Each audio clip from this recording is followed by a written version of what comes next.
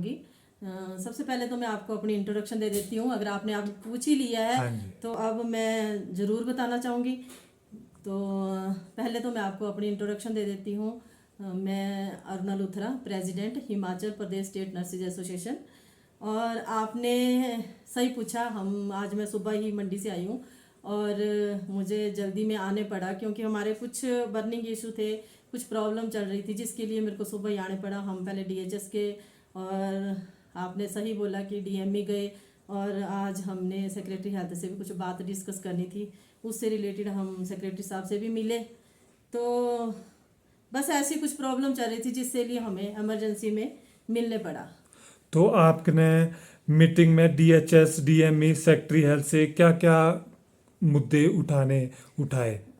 जी sir, मैं थोड़ा सा आपको इसके बारे में ज़रूर बताना चाहूँगी, क्योंकि आज जैसे 2-3 दिन से मुझे सब जगह से कंप्लेंट आ रही थी, आईजीएमसी से, नेरचौक से और सारे मेडिकल कॉलेज से, पूरी स्टेट की नर्सिस से मुझे एक कंप्लेंट आई है। सभी में एक बहुत ही आक्रोश मतलब फैल गया हुआ है, सभी बहुत नाराज़ है। उन्हें पता चला है और हमें भी कहीं से पता चला है कि हमारे जो आरएमपी रूल बने हुए हैं उसके साथ जो है छेड़छाड़ की जा रही है, जो कि मतलब कुछ लोग चाहते हैं कि आरएमपी रूल जो है चेंज किए जाए, क्योंकि जो हमारा एक नर्सिंग कैडर है इसमें जो है एक चैनल बना हुआ है जिसमें कि हम सारे जो है पहले as a staff nurse join करते हैं, क्लिनिकल एरिया में सर्विस देते हैं 5 साल। उसके बाद जो है हमारी ऑप्शन ली जाती है और हम जो है टीचिंग कैडर में जो जाना चाहते हैं वो जा सकते हैं। उसके लिए एक रूल बना हुआ है जो कि पहले से सही रूल बने हुए हैं। तो उसमें हमें जैसे सब जगह पता चला कि उनके साथ कुछ छेड़छाड़ की जा रही है, तो इससे रिलेटेड पूरे स्टेट में जो एक हंगामा सा पैदा हो गया है, जिससे कि सारी नर्सिस जो है बहुत नाराज है और क्लिनिकल साइड की नर्सिस जो है बहुत नाराज है। क्योंकि हमारे पास क्लिनिकल एरिया में जो काम कर रही है नर्सिस, वो पहले जैसे आपको पता ही है कि हमारी जो नर्सिस है कभी कॉन्ट्रैक्ट में, कोई आरकेएस में, कोई एनएचएम में लगी, तो पहले रेगुलर होने में 8 साल कहीं को 10 साल लग गए। तो जो हमारे पास बीएससी एमएससी नर्सिस है तो बहुत ही बेइंसाफी होगी, जो हम नहीं चाहते हैं। तो मैम, मैं एक क्वेश्चन और पूछना चाहूँगा। तो सरकार से आप क्या मांग करना चाहते हैं? सरकार को क्या बताना चाहते हैं आप? सर, सरकार से तो हमें कोई गिला शिकवा नहीं है। सरकार ने हमें पूरी सपोर्ट दी है। जब भी हम सीएम साहब के पास गए, उन्होंने हमारी सारी प्रॉब्लम बड़े ध्यान से सुनी।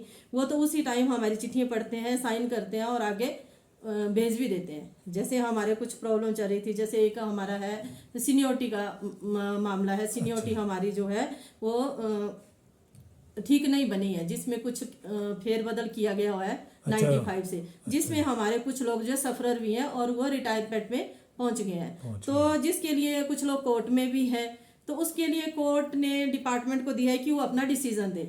और इससे रिलेटेड हमारे कई ज्वाइंट आए, कई डायरेक्टर आए, आके चले गए, बट उसमें कोई डिसीजन नहीं दे पाए। तो हमने इसके लिए भी सीएम साहब से भी बात करी थी, सेक्रेटरी साहब से भी आज हमने इसी बारे में बात की है कि जो भी डिसीजन देना है देन एंड देयर, अच्छा बुरा जो जिसको फायदा मिला उसको फायदा, जो जिसका नुकसान होना है करो। किसी को तो डिसीजन लेना ही पड़ेगा, ऐसा तो है नहीं। अब इतने सालों से जो 95 से सीनियोरिटी गलत बनी हुई है, उसको करेक्ट करने में कई लोगों को निराश भी करने पड़ेगा, कई लोगों को खुश भी होने पड़ेगा।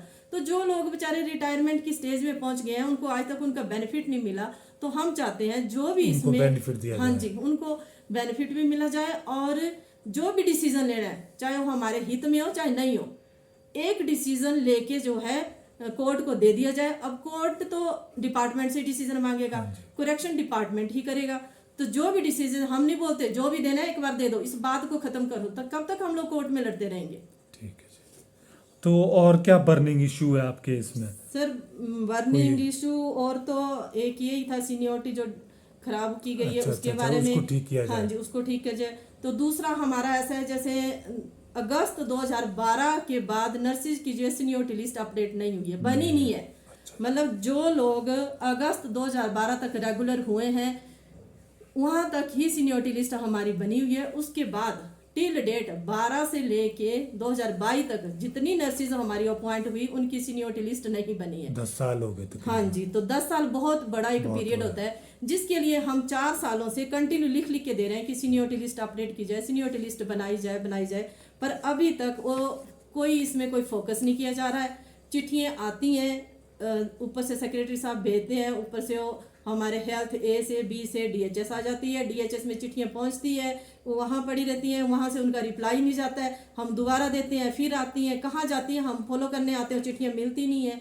तो हम क्या बोलें, अभी को भी बुलाओ, वहाँ सेक्रेटरी हेल्थ भी बैठे, प्रिंसिपल सेक्रेटरी भी बैठे, और हम चाहते हैं कि सीएम साहब खुद भी उसमें प्रेजेंट हो। अगर खुद नहीं प्रेजेंट हो सकते हैं तो हमारे हेल्थ मिनिस्टर बैठे, या फिर जो प्रिंसिपल सेक्रेटरी है वो बैठ के हमारी एक मीटिंग ले, ताकि जो भी मुद्दे हैं एक दूसरे के ऊपर ब्लेम करने के बजाय जहाँ आमने सामने बात हो जाए, और जहाँ भी हमारी प्रॉब्लम है वो देन एंड देयर उसी टाइम कर दी जाए। जैसे इसमें कुछ बातें थी, जैसे सीएम साहब ने मुझसे पूछा था कि एक सबसे पहले हमारा चला नोमेनक्लेचर का। इसमें जब सीएम साहब ने मेरे से पूछा, उन्होंने बोला इसमें फाइनेंशियली क्या है। मैंने सीएम साहब को एक ही बात बोली, सर फाइनेंशियली 0%। ये तो आप लोग भी जानते हैं, आप मीडिया वाले, आपको पता है नोमेनक्लेचर सब स्टेटों में चेंज हो चुका है। हमारा हिमाचली हर वक्त पीछे क्यों? जो बातें तो गवर्नमेंट के फायदे की होती हैं उसमें तो बोलते हैं गवर्नमेंट ऑफ इंडिया की गाइडलाइन है, ये तो मानना पड़ेगा। अभी कोविड के टाइम में आपने देखा जो भी guideline I government of India की आई, हमने सारी फॉलो की, ठीक है। लेकिन जब कोई हमारे फायदे की बात होती है उसमें बोलते हैं ये फलानी जगह नहीं हुआ, फलानी जगह नहीं हुआ, वहां की नोटिफिकेशन दो, वहां की नोटिफिकेशन दो। हम क्यों दें?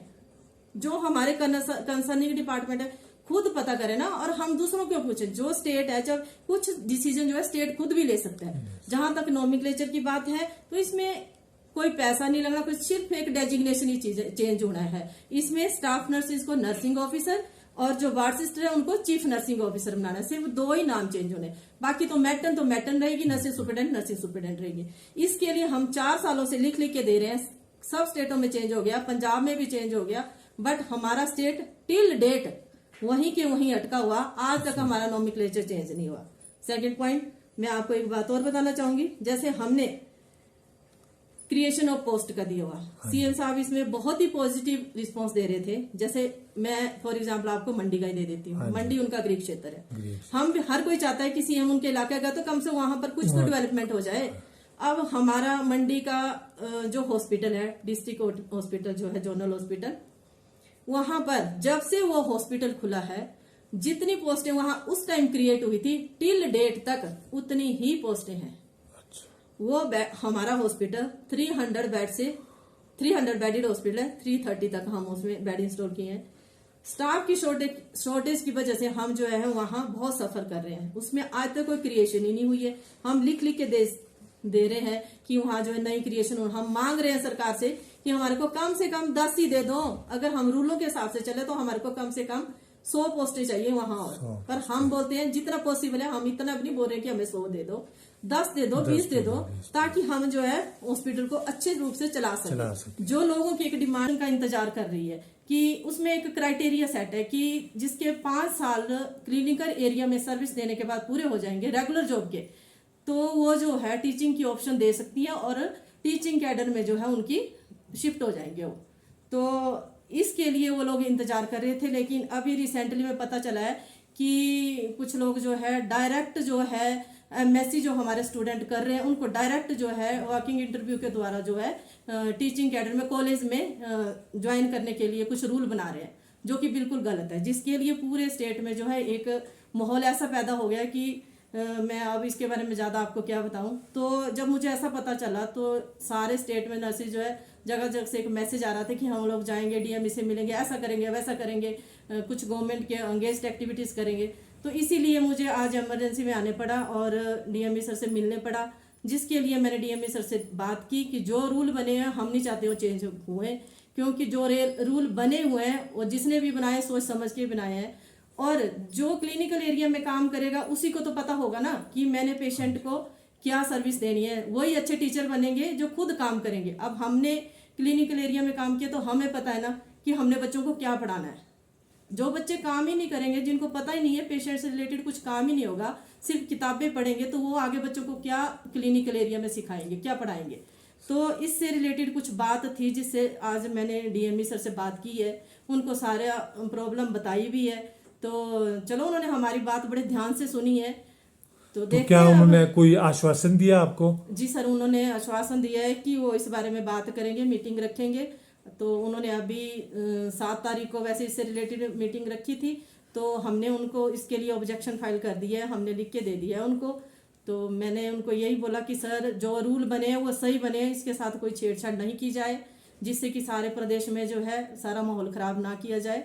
और हम चाहते भी नहीं है कि ऐसा कुछ हो, क्योंकि इससे तो हमारे जो नर्सिस काम कर रही है वार्डों में और जो पूरी इतनी अपनी सर्विस दे रही हैं, उनका जो इंतज़ार कर रही है कि कब उनकी डीपीसी हो और वो जो है टीचिंग कैडर में एंटर कर जाएं, तो उनके साथ बहुत ही बेइंसाफ़ी होगी, जो हम नहीं चाहते हैं। तो मैम मैं एक क्वेश्चन और पूछना चाहूँगा, तो सरकार से आप क्या मांग करना चाहते हैं? सरकार को क्या बताना चाहते हैं आप? सर सरकार से तो हमें कोई गिला शिकवा नहीं है, सरकार ने हमें पूरी सपोर्ट दी है। जब भी हम सीएम साहब के पास गए, उन्होंने हमारी सारी प्रॉब्लम बड़े ध्यान से सुनी। वो तो उसी टाइम हमारी चिट्ठियाँ पढ़ते हैं, साइन करते हैं और आगे भेज भी देते हैं। जैसे हमारे कुछ प्रॉब्लम चल रही थी, जैसे एक हमारा है सीनियोरिटी का मामला है। सीनियोरिटी हमारी जो है वो